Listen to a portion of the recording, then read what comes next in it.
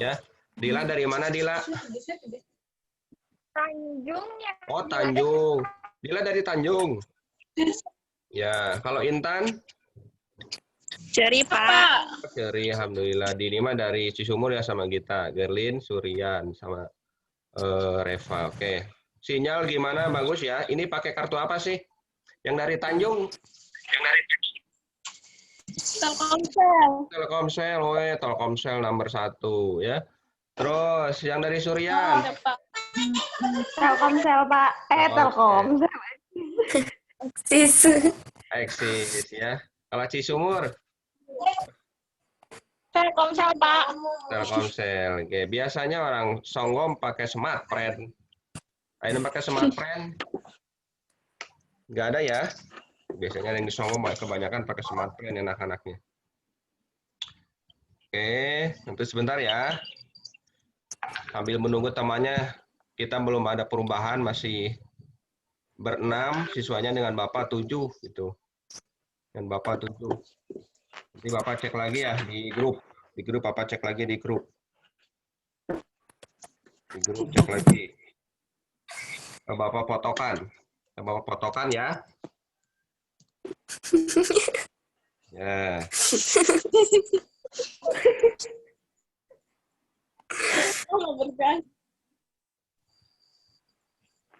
Apal kamera. Intan deh, oke, sip. Belum ada yang masuk lagi. Oke, nanti sambil menunggu temannya,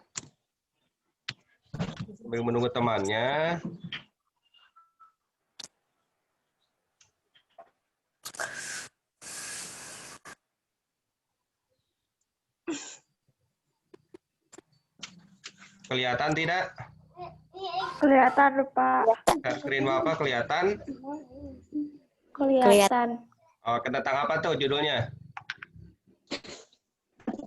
Sistem reproduksi manusia. Sistem reproduksi manusia. Ya, bagus. Oke, kalau kelihatan bagus ya. Oke, nanti Ya kan, Pak? jelas? Jelas, Ya? Pak. Oke, Bapak dipoto lagi. Biar teman yang lainnya segera masuk.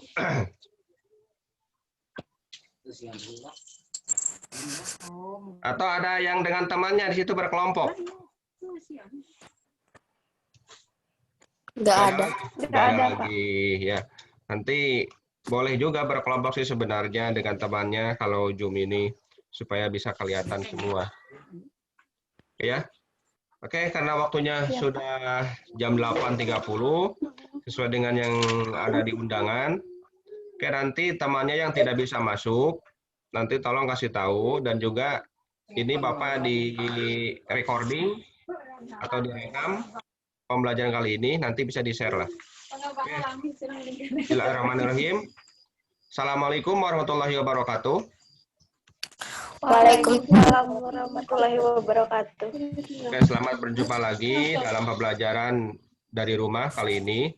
Kita akan belajar dari rumah ini, yaitu tentang sistem reproduksi.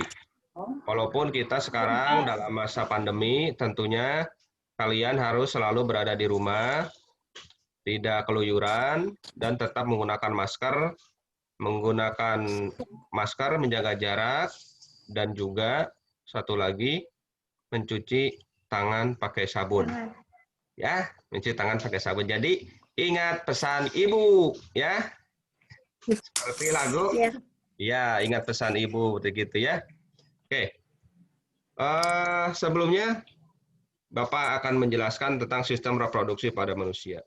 Kalian mungkin sudah belajar pada pertemuan sebelumnya, yaitu tentang alat-alat listrik dan sistem pada rangkaian listrik. Sekarang kita beralih kepada materi yang biologinya, yang khusus membahas tentang struktur anatomi pada manusia. Begitu ya. Nah, mungkin ini bagi teman-teman atau siswa yang mengikuti organisasi PIK KRR itu sudah tidak asing lagi dengan materi sistem reproduksi pada manusia, ya. Betul ya? Kalau di PIK KRR mungkin kalian sudah mengetahui, pada PIK KRR kalian mengetahui tentang kesehatan pada remaja, salah satunya pada sistem reproduksi kalian. Begitu. Nah, sekarang bagaimana cara bahasa ilmiahnya, secara keIPA-annya tentang sistem reproduksi ditinjau dari struktur dan fungsi bagian-bagian atau organ-organ pada reproduksi manusia. Oke, sekarang apa saja yang akan dipelajari pada kali ini? Yang pertama adalah pembelahan sel. Yang kedua mengenai struktur dan fungsi sistem reproduksi. Dan yang ketiga tentang kesehatan organ reproduksi manusia. Nah, mudah-mudahan satu bab ini selesai untuk ketiga-tiga pokok bahasan, begitu ya.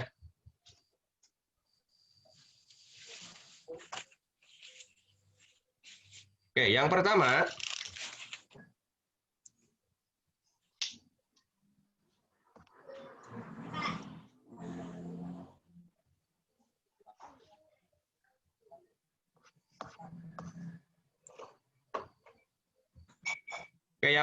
tentang pembelahan sel. Oke, lihat. Pembelahan sel. Pembelahan sel ini berlangsung di dalam sel itu sendiri. Kalian sudah mengetahui bahwa sel itu bisa berkembang biak. Bagaimana cara perkembangbiakannya? Oke, itu Egy sama Yanti ya. Assalamualaikum, Egy Yanti, silakan bergabung. Oke, pertama sel itu melakukan pembelahan untuk melakukan pertumbuhan dan perkembangbiakan secara mitosis. Secara mitosis. Yang pertama secara mitosis. Yang kedua secara meiosis. Nah, bagaimana mitosis ini terjadi? Nah, bagaimana mitosis terjadi?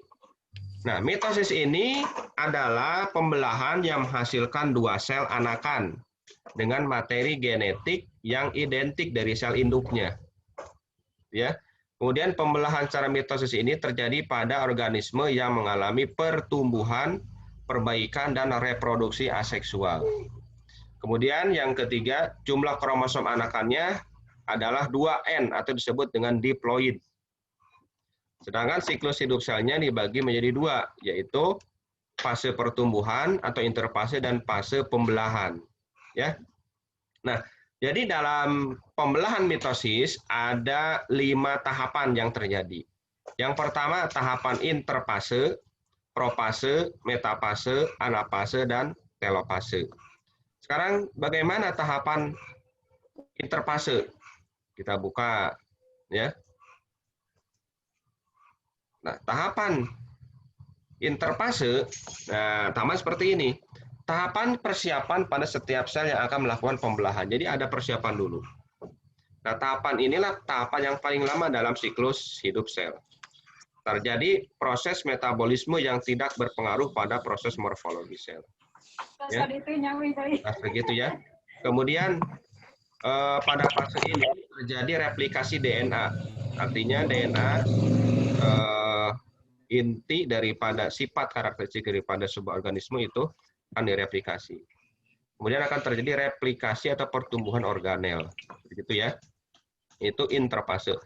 Kemudian bagaimana profase? Nah, profase lihat di sini. Benang-benang kromatin yang ada pada sel itu akan memendek dan menebal, membentuk kromatid. Kemudian kromatid akan berpasangan membentuk kromosom. Ya. Kemudian membran nukleus dan nukleus akan menghilang. Nah, ini pada sel hewan, sentriol mengalami pembelahan, sentriol tersebut bisa menuju kutub yang berlawanan. Artinya sentriol ini akan berpisah, yang tadinya bersatu di tengah akan berpisah menuju kepada kutub masing-masing. Kemudian benang spindel mulai mengatur diri sedemikian rupa sehingga menyerupai bentuk pancaran. Nah, seperti itu ya, itu untuk profase. Sekarang bagaimana metafase? Nah, di metafase sudah terbentuk benang-benang spindel, kromosom yang terlihat semakin jelas. Kromosom berada di daerah ekuator. Ya, ekuator tahu kan kalian pada pelajaran IPS atau geografi.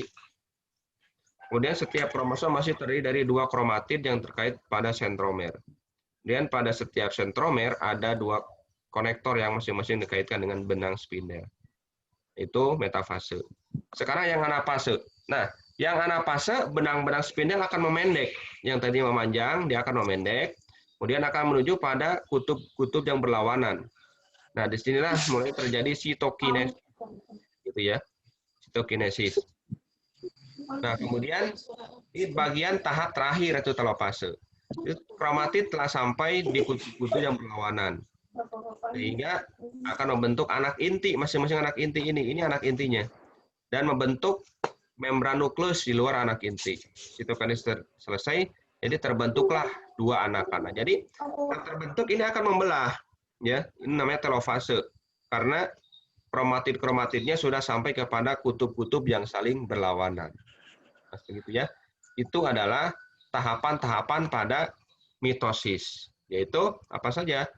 Metafase, anafase, profase, dan telofase.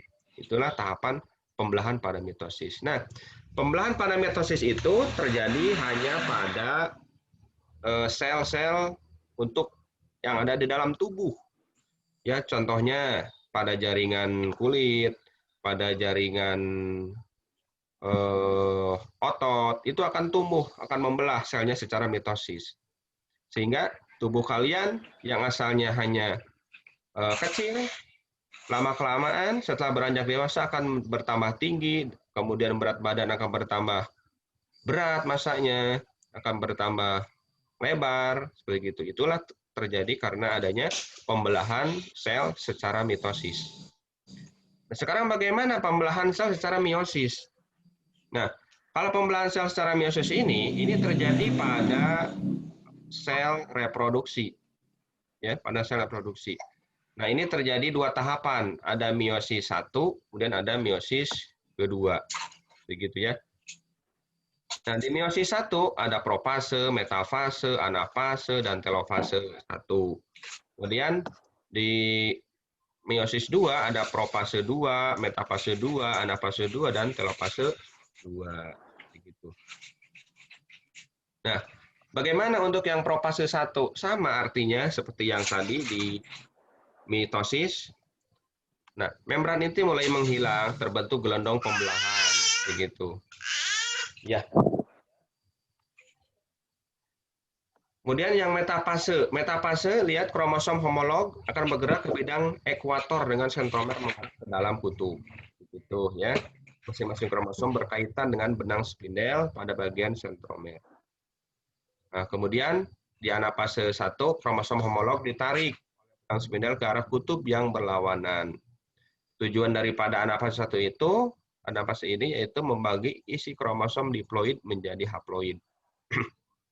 Nah, kemudian di telofase 1 akan terjadi pembelahan. Pembelahan sitoplasma menjadi dua bagian, sehingga terbentuk dua sel anakan dengan kromosom yang sudah haploid. Ya, jadi kromosomnya haploid. Kalau tadi yang di mitosis diploid, sekarang yang haploid. Nah, sekarang pada profase 2 ini sudah terjadi dua, ya, sudah membelah terjadi dua. Nah, membran nukleus dan nukleus mulai menghilang kembali. Jadi ada yang menghilang kembali, ya, sentrosom membelah dan sepasang sentriol memisah menuju kutub-kutub yang berlawanan. Waktu ini lebih singkat dibanding tahap yang lainnya. Kemudian setiap kromosom haploid berisi dua kromatid tertarik ke bidang ekuator. Nah, sekarang bagaimana isinya yang ada pada masing-masing sel ini? Nah, kemudian masing-masing sel akan bergerak kedua kromatidnya menuju kutub yang berbeda. Pada akhir anafase membran sel mulai melekuk. Nah, kemudian pada telofase 2, kromatid di kutub berubah menjadi benang-benang kromatin. Membran nukleus dan inti haploid terbentuk. Kromosom menipis dan memanjang menjadi benang-benang kromatin. Kemudian terjadilah sitokinesis haploid. Ya. Nah, gitu. Nah, jadi kalau pada mitosis itu anakan hasil pembelahan selnya hanya menjadi dua sel saja, ya. Sedangkan kalau pada meiosis sel anakannya menjadi 4 sel anakan yang haploid, ya, masing-masing satu selnya, ya. Itu perbedaannya. Kalau mitosis tadi terjadi pada sel tubuh, ya. Kemudian kalau yang meiosis terjadi pada sel reproduksi. gitu ya. Nah, bagaimana contohnya? Nah, contohnya seperti gini. Ini pada sel struktur dan fungsi sistem reproduksi manusia. Ya. Oke. Nah, itu tentang pembelahan sel pada makhluk hidup, ya, pada nanti materi ini bisa kalian dapatkan ya. Materi ini kan bisa kalian dapatkan dalam bentuk foto saja, tidak dalam bentuk PowerPoint.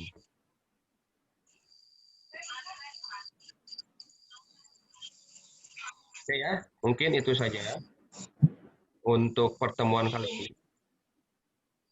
Kalau yang sistem reproduksi ini mungkin kalian sudah belajar, ada di buku juga. Yang penting dalam sistem reproduksi itu adalah kalian mengetahui bagaimana peristiwa yang terjadi terhadap pertumbuhan pada tubuh kalian saat menuju pada sistem reproduksi sudah matang.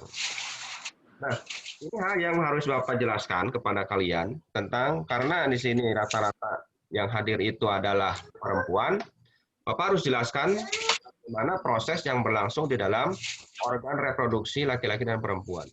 Terutama ini untuk perempuan. Ada peristiwa yang alami setiap bulannya untuk perempuan yang berkaitan dengan sistem reproduksi adalah terjadinya peristiwa menstruasi. Ya. Dini sudah menstruasi kan? Halo? Sudah, Pak. Nah, ya. Kalian harus paham apa yang terjadi, mengapa bisa terjadi peristiwa menstruasi ini. Ya. Nah, jadi seorang wanita yang sudah dewasa atau akil balik disebutnya, itu pasti setiap bulan akan melepaskan satu sel telur matang dari salah satu ovariumnya. Nah, ovarium itu adalah sebelah sini, ini tempat memproduksi sel telur. Tempat memproduksi sel telur, ketika sel telur ini sudah matang, ya, dan terjadi fertilisasi, artinya fertilisasi itu akan keluar dari ovarium, kemudian dia akan melewati tuba Fallopi, ya, tuba Fallopi. Tuba itu artinya tabung, ya, tabung di sini, tabung yang seperti Bapak tunjukkan. Nah, disertai pendarahan yang terjadi luruhnya sel telur. Kemudian sel telur ini ketika di tuba Fallopi dan tidak ada yang membuahi, dalam hal ini adalah sperma yang tidak membuahi, maka sel telur tersebut akan meluruh bersama dengan endometrium atau lapisan endometrium. Lapisan endometrium ini adalah yang berwarna merah ini. Ya, ini lapisan dinding endometrium. Nah, lapisan dinding endometrium ini mengalami pendarahan, kemudian akan meluruh darahnya dan keluar. Itulah yang dinamakan dengan menstruasi. Ya. Nah, menstruasi ini terjadi secara periodik, akan berulang kali, akan berulang-ulang setiap bulannya.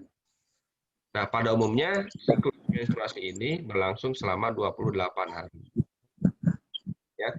Nah, misalkan kalian coba lihat, ini misalkan ya, kita lihat animasi yang ada di gambar ini. Misalkan ini hari ke-1. Hari 1 kalian menstruasi, luruh, kemudian hari ke-10 tidak lagi. Ya, terus dia menebal, ketika tidak menstruasi ini akan menebal, kemudian telur akan kerja karena tidak dibuahi, maka dia akan menstruasi. Nah, kalau ini sel telur yang sudah matang, yang putih ini dibuahi oleh sel sperma, maka akan terjadi yang namanya kehamilan. Kalau tidak ada yang membuahi, maka sel telur ini akan meluruh sama dinding endometrium atau dinding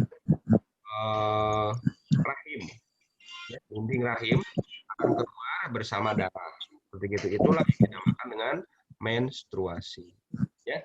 Kemudian apa saja yang berpengaruh terhadap banyak atau sedikitnya atau lamanya menstruasi tersebut? Ya. Tentunya tadi ada hormon-hormon yang ada dalam tubuh kalian masing-masing. Terutama kalau wanita itu ada hormon estrogen. Ya, itu yang paling berpengaruh. Nah, sekarang tadi ada istilah tentang fertilisasi. Apa itu fertilisasi? Ya, fertilisasi itu pengeluaran sel telur yang sudah matang dari ovarium ya, dari ovarium. Yang mana sel telur ini ketika sudah matang dia siap untuk dibuahi, begitu. Siap untuk dibuahi. Nah, fertilisasi ini terjadi di dalam ovari dan menghasilkan zigot. Nah, ya, begitu.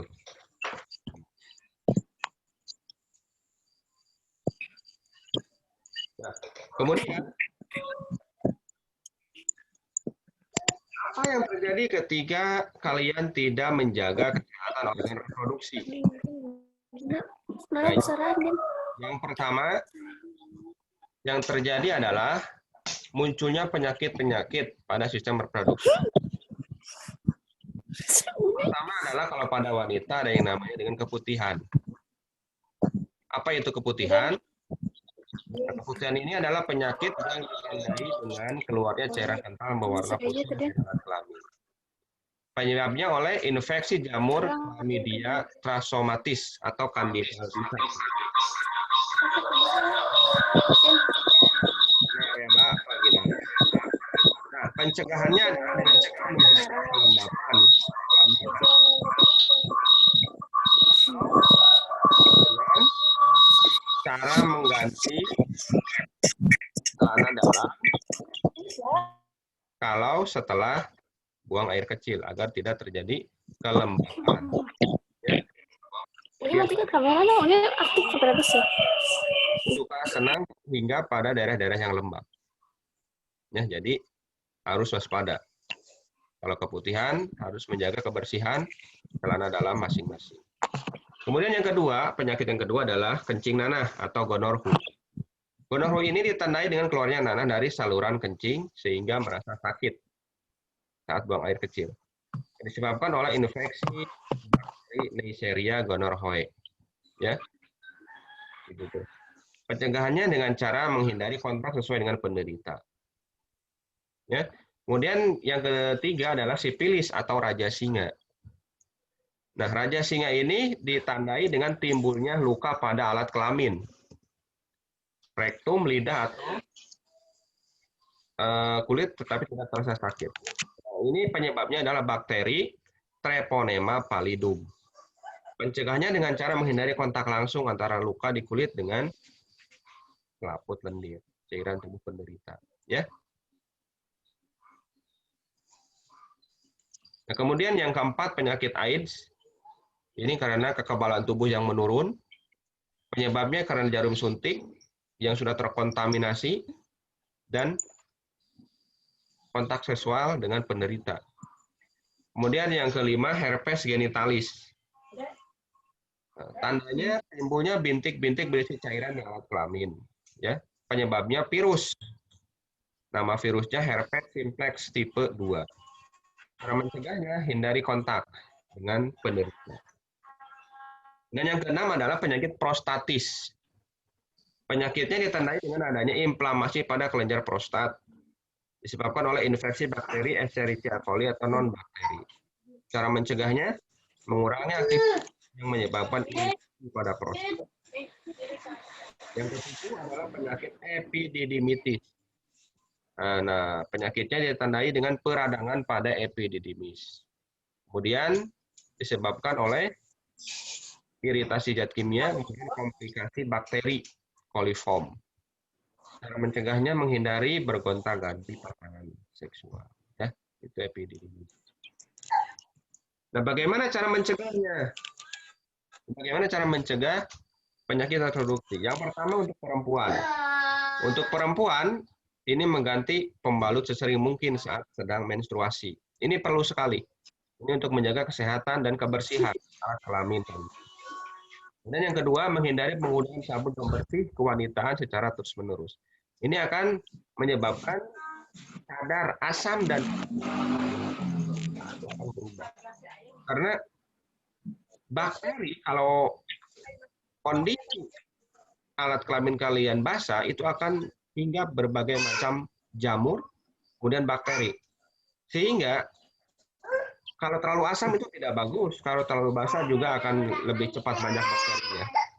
Sehingga solusinya itu jangan terlalu keseringan menggunakan sabun pembersih.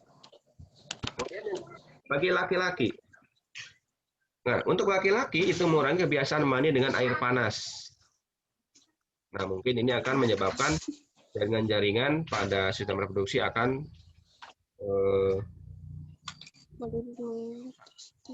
kemudian melindungi testis selama beraktivitas dan menghindari minuman beralkohol dan juga rokok. Ya. Oke. Itu saja materi untuk sistem reproduksi.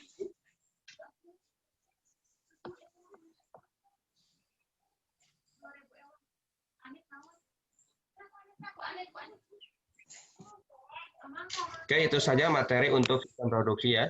Tadi sudah dijelaskan tentang pembelahan sel, kemudian siklus menstruasi, dan kemudian penyakit pada sistem reproduksi. Ya. Coba tanya sekarang. Jenis pembelahan sel ada berapa macam? Jenis pembelahan. Ada 2, Pak. Oke, ada 2. 1. Mitosis. Secara mitosis, secara meiosis. Bagus ya. Bagus. Minimal kalian mengetahui lah bahwa pembelahan sel itu di dalam tubuh kalian masing-masing ada 2 macam, yaitu secara mitosis dan secara meiosis. Kalau mitosis itu terjadi pada organ apa? Sel dalam tubuh, Pak. Tubuh ya, seperti sel pada kulit ya, kemudian sel pada otot, kemudian sel pada jantung ya, sel pada mata gitu ya. Itu pembelahan sel mitosis terjadi pada tubuh. Kemudian kalau meiosis terjadi pada apa? Kalau meiosis Pada sistem reproduksi, Pak. Sistem reproduksi ya. Ya. Oke. Tadi dari awal sampai akhir ada yang ingin ditanyakan tentang sistem reproduksi ini? Nanti kalian bisa melihat LKS ya. Kalian masing-masing punya LKS kan? Ada, Pak. Ada di LKS. Yang pertama ya. Ya, LKS-nya bab yang pertama. Silakan. Di sana ada uji kompetensi.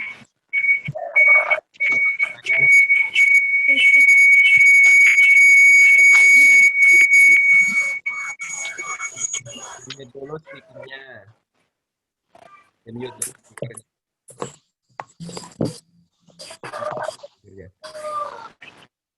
Dan nanti di kalian diisi itu ada soal-soal atau tugas mengenai penilaian harian 1 khusus untuk sistem reproduksi. Paham ya?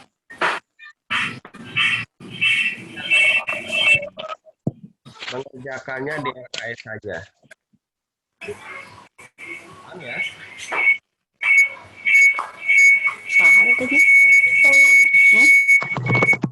Yang speaker Dinda itu tolong di mute dulu. Speaker Dinda. Di-mute. Diklik tanda speaker. Nah. Oke, bagus. Tidak ada pertanyaan? Tidak ada. Tidak ada. Nah, kalian lanjutkan belajarnya lewat LKS. alias mengerjakan yang penilaian harian. Ya. Di Halaman berapa? lihat masing-masing. Paham? Sebelum Bapak tutup, silakan dibuka dulu semuanya videonya, kamera. Nanti kita foto bersama ya. Kita foto bersama. Paham, Pak. Bersama. Yang unik silakan unik. Yang unik kalau belum buka unik kemana kita? Unik kemana ini? Dinda kemana Dinda? Oke, silakan. Silakan. Oke. Satu lagi Dini belum kebuka Dini. Oke. Siap. Foto yang bagus ya sambil senyum. 1, 2, 3. Lihat sini. 1, 2, 3. Oke. Saya lagi. 2, 3. Oke, terima kasih ya atas kesempatannya, atas kehadirannya yang belajar lewat video virtual ini. Semoga ini hal yang baru bagi kalian. Ini bisa dimanfaatkan karena bantuan kuota belajar itu salah satunya adalah untuk membantu kegiatan belajar seperti ini secara Zoom ya. Nanti mudah-mudahan kita akan kembangkan belajar seperti ini walaupun jarak jauh. Dan ini bisa untuk menambah pengetahuan ilmu kepada kalian masing-masing. Ya, jarak, waktu yang dibatasi untuk bertatap layar dengan Bapak, dengan kalian, dengan teman semuanya. Sekian ya dari Bapak. Cukup sekian dulu. Assalamualaikum warahmatullahi wabarakatuh. Waalaikumsalam warahmatullahi wabarakatuh. Oke, Bapak tutup ya. Bapak tutup videonya. Kita kembali ke grup WA masing-masing. Ya, ayo.